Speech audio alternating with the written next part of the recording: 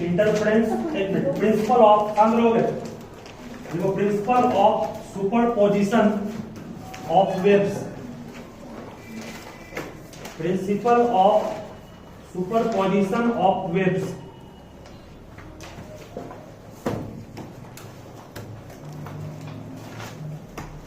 Principle of superposition of waves,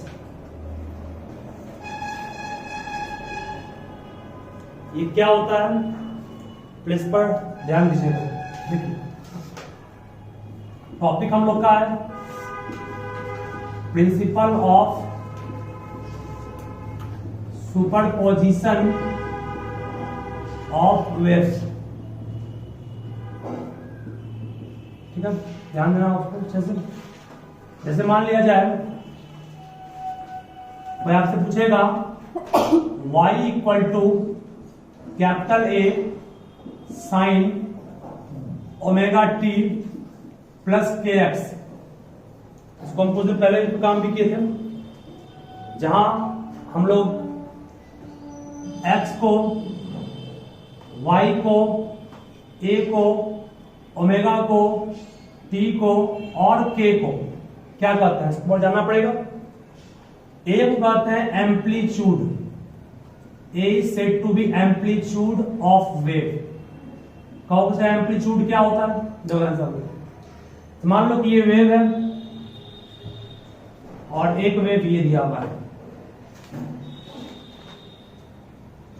ठीक है, दोनों वेव, ये वेव भी दिया हुआ है time t equal to 2 second के लिए, ये वेव भी दिया हुआ है time t equal to 2 second, दोनों wave time t equal to 2 second के लिए ही दिया हुआ है, दोनों वेव, ठीक है। Both wave are given for time t equal 2 second. ये आपका है मीन पोजीशन जहां से पार्टिकल डेविएट किया, पार्टिकल डेविएट कितना किया, यहां पर ये मीन पोजीशन, पार्टिकल डेविएट कितना किया। तो किसमें डेविएशन ज्यादा है, इसमें किसमें, इसमें देखिए, इसी डिस्प्लेसमेंट को कहते हैं कैपिटल ए, जिसको एम्पलीट्यूड कहते हैं। एम्पलीट्यूड क्या है, the maximum displacement of particle from its mean position, अपने मीन पोजीशन से जितना ऊपर गया वो या जितना नीचे आया उसी लेंथ को कहते हैं एम्पलीट्यूड, ठीक है, ये हो गया। ओमेगा क्या है, ओमेगा का फॉर्मूला बहुत बार यूज किया है, ओमेगा को कहते हैं एंगुलर फ्रीक्वेंसी। ओमेगा क्या होता है, जगह नहीं बचेगा, ओमेगा को पढ़ते हैं हम लोग एंगुलर फ्रीक्वेंसी, और एंगुलर फ्रीक्वेंसी का फॉर्मूला क्या होता है, 2 पाई, 2 पाई कांस्टेंट है फ्रीक्वेंसी। के क्या होता है, के कांस्टेंट है, जिस कांस्टेंट का मान 2 पाई बाय लैम्डा होता है। दैट मींस कह सकते हैं के एक प्रकार का वेवलेंथ है, 2 पाई कांस्टेंट है, के एक प्रकार का क्या वेवलेंथ है, lambda is what, lambda is wavelength, ठीक है। के हो गया, टी क्या है, टी को टाइम पीरियड कहेंगे, कितना टाइम लगा, और ए तो हो ही गया, ए को क्या कहा हमने, एम्पलीट्यूड ऑफ वेव, ए क्या है, एम्पलीट्यूड, कितना ऊपर गया कितना नीचे आया। एक्स और वाई क्या है, एक्स को कहते हैं डिस्प्लेसमेंट ऑफ वेव, वाई कहते हैं डिस्प्लेसमेंट ऑफ पार्टिकल। दोनों में क्या अंतर बताएंगे, लागू लिखिए अच्छे से, सब टर्म है जो जुड़ा हुआ है किससे, इस वेव से। शुरू करें, प्रिंसिपल ऑफ सुपरपोजिशन क्या होता है, इस पर गौर कीजिएगा। मान लिया जाए एक मीडियम है जिसमें एक पार्टिकल है, पार्टिकल एक ही है, बट वो पार्टिकल को डिस्प्लेस करने के लिए बहुत सारे वेव है। मान लो एक टॉर्च है, एक मरकरी है, एक वेपर है, इस तरह चला हुआ है, तो अलग अलग वेव है। पार्टिकल क्या मीडियम में एक ही ट्रेड करना। ये मान लो एक सिंगल पार्टिकल है, ये एक सिंगल पार्टिकल है, ठीक है। एक हम लगाए यहाँ पर सोर्स S1, ये मान लो टॉर्च का सोर्स है, एक सोर्स लगा दिए किसका, पी पार्टिकल है, एक सोर्स लगा दिए बल्ब का S2 सोर्स है, एक लगा दिए मरकरी का S3 सोर्स है, ठीक है। ई प्रोड्यूस होगा वेव, ठीक है। ई प्रोड्यूस करेगा वेव, लाइट वेव है ना, ई प्रोड्यूस करेगा वेव।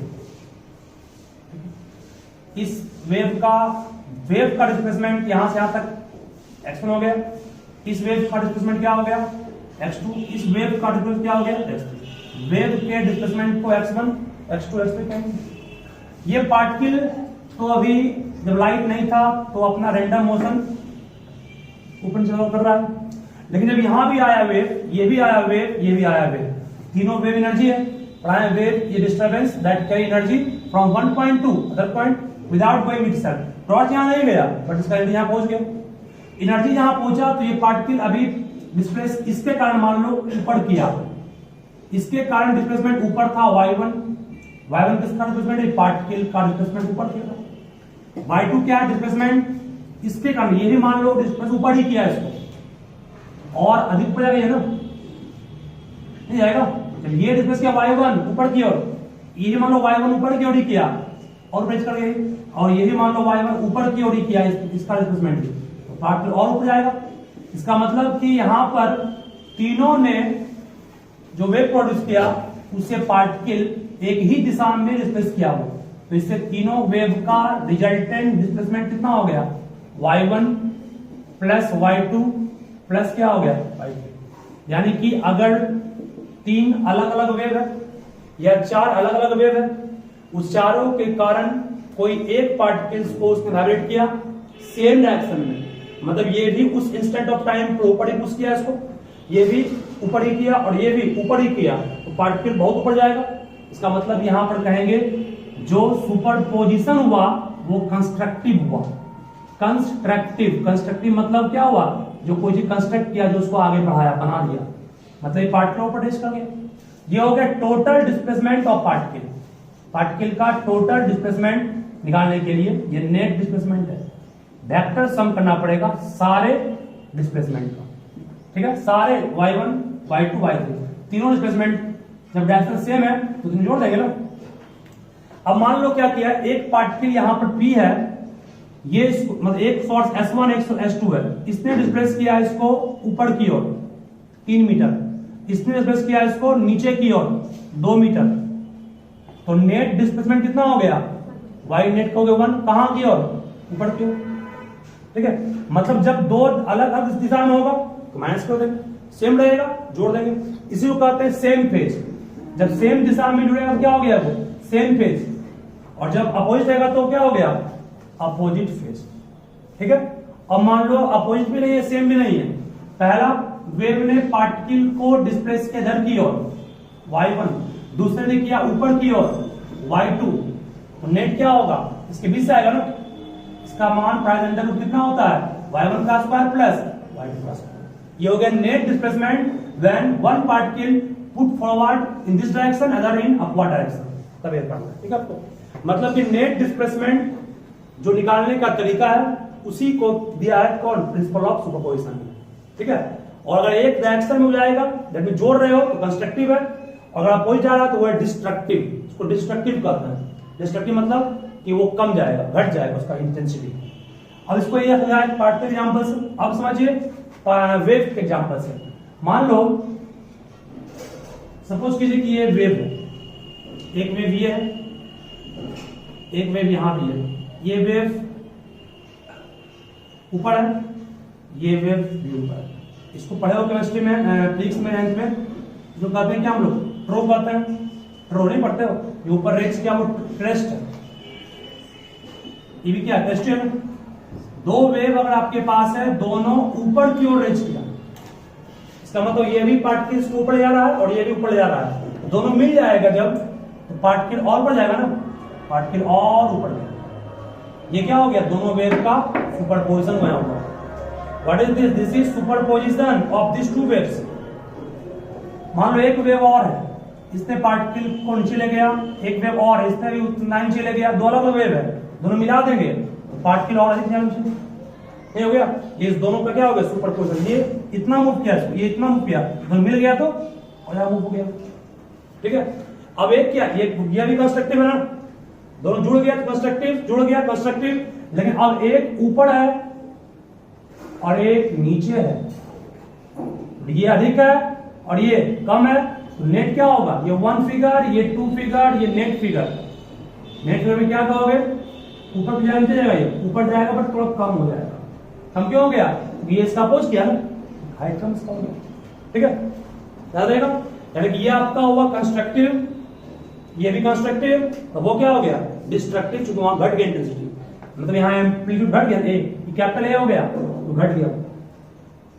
याद रहेगा, यही आपका प्रिंसिपल ऑफ सुपरपोजिशन कहता है कि अगर 2 या 3 या 4 या बहुत सारे वेव्स अलग अलग सोर्स, बल्ब है, मरकरी, लाइट, अलग अलग सोर्स है, उन सारे के द्वारा पार्टिकल का नेट डिस्प्लेसमेंट जो होगा that is called vector sum of all the displacement and this principle is called principle of superposition. इसको लिखाएंगे अच्छे से हम, पहले आपको अच्छे से नोट प्रूफ करते अपने लैंग्वेज में। Of superposition when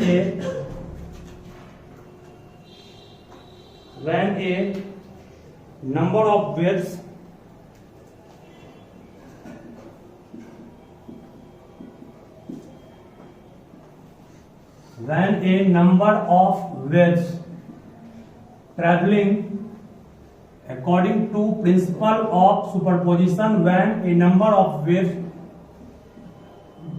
traveling in a medium एक ही रहेगा, in a medium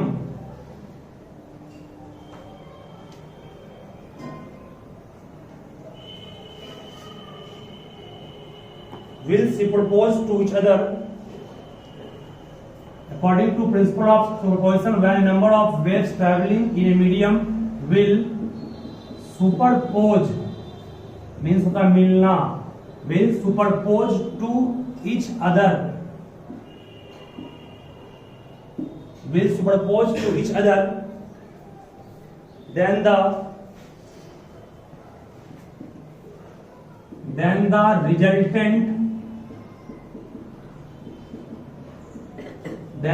resultant displacement,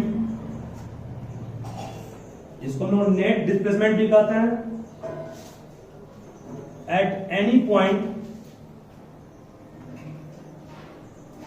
then resultant displacement at any point, at any instant of time, at any instant of time, at any instant of time is equal to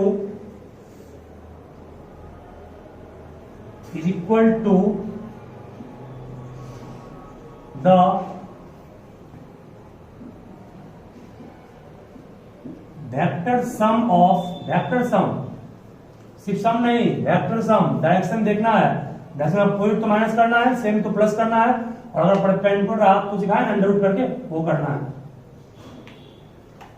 Then resultant displacement at any point at any instant of time is equal to vector sum of displacement,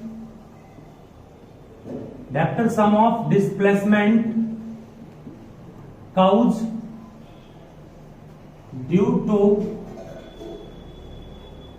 each wave,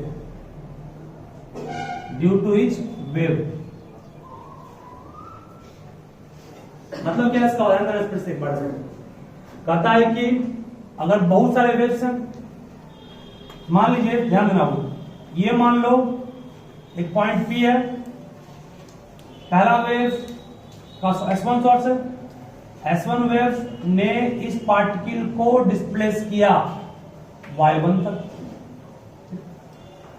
इसका योगदान, इस particle का योगदान कितना, y1 vector है, normal ऊपर। दूसरा तो S2 है, इस पार्टिकल ने डिस्प्लेस किया इसको इधर की ओर, वो कितना हो गया, y2। तीसरा सोर्स S3 है, इसने मान लो पार्टिकल को डिस्प्लेस किया ऐसे, ये क्या है, y3 है। चौथा सोर्स S4 है, इसने पार्टिकल को डिस्प्लेस किया ऐसे, ये क्या है, y4। ये सब अलग अलग योगदान है अलग अलग वेव का, तो सारे का वेक्टर सम करके जो आएगा वो आपको रिजल्टेंट डिस्प्लेसमेंट है किसका, पार्टिकल का किसी पॉइंट पर, किसी इंस्टेंट ऑफ टाइम पर। ठीक है, तो आप लिखो यहां पर इसके बाद लेट y1, y1 किस सोर्स के कारण योगदान हुआ, S1 के कारण, y2 S2 के कारण, y3 S3 के कारण, इसका आगे बढ़ेगा और लेट y1 को वेक्टर कर दो सिंबल लेट y1 वेक्टर इस तरह से arrow, let y1 vector comma y2 vector comma y3 vector comma dot dot dot yn vector are the displacement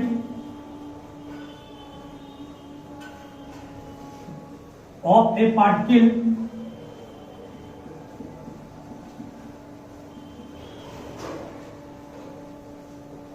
caused due to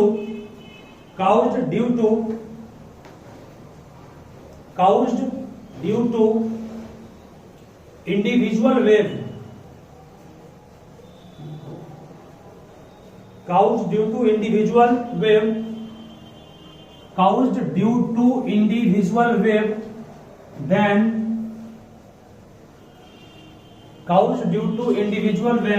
then net displacement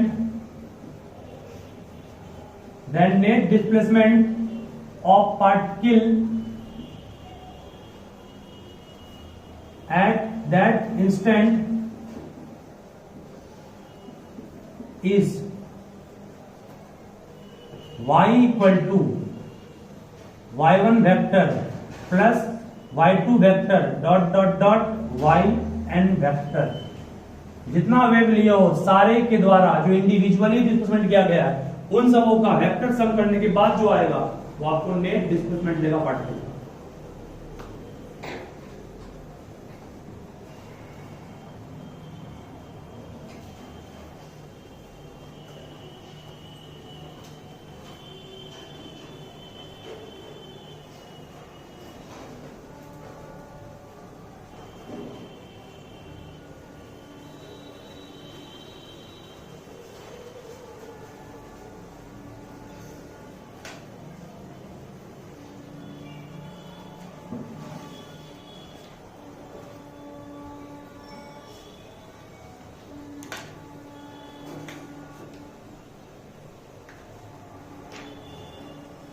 हो गया देखिए, चलो आगे फिर नेक्स्ट बनाओ टॉपिक। ये आपको सिर्फ सिखाया गया प्रिंसिपल ऑफ सुपरपोजिशन। अब नेक्स्ट टॉपिक है, इससे क्वेश्चन आता है हमेशा, ये तो आपको इसका यूज करेंगे उसमें हम लोग, ये पूछेगा नहीं आपसे, इसका यूज इसमें करना पड़ेगा। देखो इंटरफेरेंस ऑफ लाइट, जो आपको हम लिखाए थे कुछ दिन पहले, कौन कौन सी घटनाओं को वेव थ्योरी से डिस्कस करते थे। पहला रिफ्लेक्शन लिखाए थे, काम हो गया। रिफ्लेक्शन लिखाए थे, काम हो गया। अब आया कौन, इंटरफेरेंस, है ना। रिफ्लेक्शन लिखा है तो उसको काम हो चुका है। अब आ रहा है interference of light. Interference of light लिखोगे, interference of light, interference of light,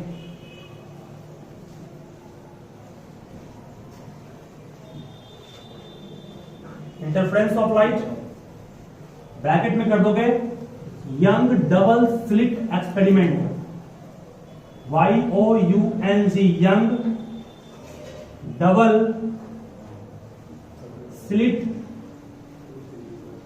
double slit experiment, Young double slit experiment कहा गया है इसको, इंटरफेरेंस ऑफ लाइट। ठीक है, मतलब साइंटिस्ट का नाम यंग हो गया, उन्हीं के एक्सपेरिमेंट के कारण ये इंटरफेरेंस ऑफ लाइट को हम लोग आज पढ़ पा रहे हैं। तो इंटरफेरेंस ऑफ लाइट क्या बोलते हैं, यंग डबल स्लिट, स्लिट मतलब एक हॉल हो गया, स्लिट एक्सपेरिमेंट, इसको शॉर्ट में हम लोग YDSE हर एक जगह यूज करेंगे। ठीक है, यंग डबल स्लिट एक्सपेरिमेंट। ये किस चीज को डिस्कस किया है, इंटरफेरेंस ऑफ लाइट को। चलिए लिखिए इंटरफेरेंस ऑफ लाइट पहले क्या होता है। इंटरफेरेंस ऑफ लाइट लिख करके डैश दीजिएगा। तो when two light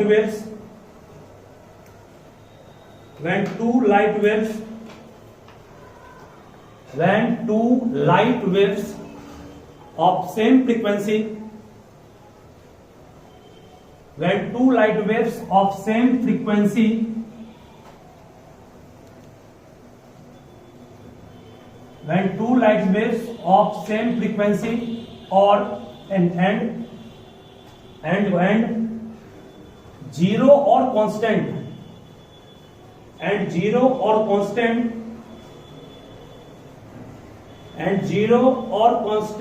phase difference,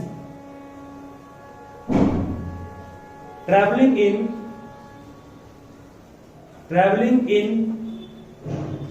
same direction,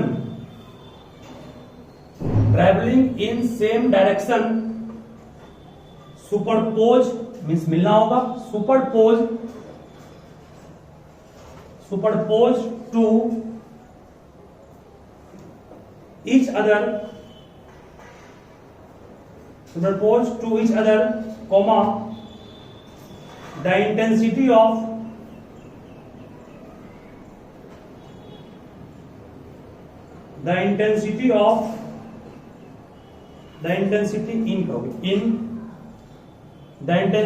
in the region region of superposition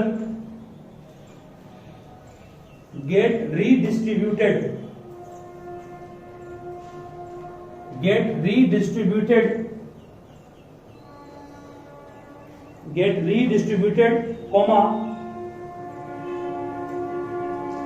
maximum at one point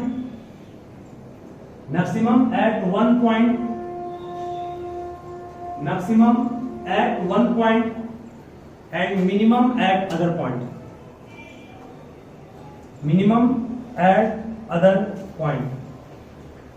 मतलब सुनो बोलना क्या चाह रहा है। देखिए इंटरफ्रेंस में कभी जस्ट आपको कुछ डिफरेंस कंस्ट्रक्टिव होता है और एक क्या होता है डिस्ट्रक्टिव। कंस्ट्रक्टिव में एम्पलीट्यूड बढ़ जाता है, डिस्ट्रक्टिव में घट जाता है। देखो दो वेव मान लो दो शॉर्ट्स के कारण प्रोड्यूस हुआ, S1 शॉर्ट से और ये क्या है S2 शॉर्ट से। ठीक, इसका ट्रो और इसका ट्रो और वेव है ये, ठीक है आगे बढ़ रहा है सही। इसका भी ट्रो अगर सुपरपोज पे सेम डायरेक्शन है ना, यहां पर इंटेंसिटी बढ़ जाएगा, नहीं बढ़ के इतना हो जाएगा, मान लो हो जाएगा। और क्या होगा अगर मान लो कि ये ऐसे गया, ये वेव गया ऐसे और एक इसका उल्टा चला गया, इससे क्या होगा इसकी इंटेंसिटी घट जाएगी। तो जस्ट फिर से अलग एक ऊपर गया एक नीचे गया, याद है ना, तो एक तो कम हो गया था ये। अगर दो वेव सेम फ्रीक्वेंसी का सेम फेज डिफरेंस का मूव कर रहा है किसी मीडियम में, तो जहां पर वो सुपरपोज करेगा मतलब मिलेगा, तो यहां पर क्या होगा एनर्जी रीडिस्ट्रीब्यूट होगा। रीडिस्ट्रीब्यूट मतलब क्या, रीडिस्ट्रीब्यूट का मतलब जब मिलेगा तो या तो एनर्जी बढ़ेगी या घटेगी। जहां बढ़ेगा वहां कंस्ट्रक्टिव और जहां घटेगा वहां डिस्ट्रक्टिव होगा। इसी फेनोमेना को कहते हैं हम लोग क्या, इंटरफ्रेंस ऑफ लाइट। ठीक है, इंटरफ्रेंस ऑफ लाइट एक ऐसा घटना है जिसके तहत कोई भी दो स्लिट से आप दो ऐसे वेव को प्रोड्यूस किए हैं जिसकी फ्रीक्वेंसी भी सेम है, जिसका फेज डिफरेंस भी सेम है, तो दोनों वेव जिस पॉइंट पे मिलेगा वहां पर मिलेगा, तो आप पढ़े ना एनर्जी घटेगी या बढ़ेगी। इसका मतलब एनर्जी रीडिस्ट्रीब्यूट होगा, मतलब बढ़ेगा, फिर बढ़ गया तो और तेजी से आगे बढ़ेगा, घट गया तो वेव का जो मूवमेंट वो घट जाएगा। ठीक है, इसी घटना को कहते हैं हम लोग हैं इंटरफ्रेंस ऑफ लाइट, जिसको हम लोग प्रूफ अब अगले क्लास में करेंगे। बहुत लंबा प्रूफ इसका है इसलिए। ठीक है, कल आप लोग क्लास रहेगा शाम में 6 का, शाम का टाइमिंग।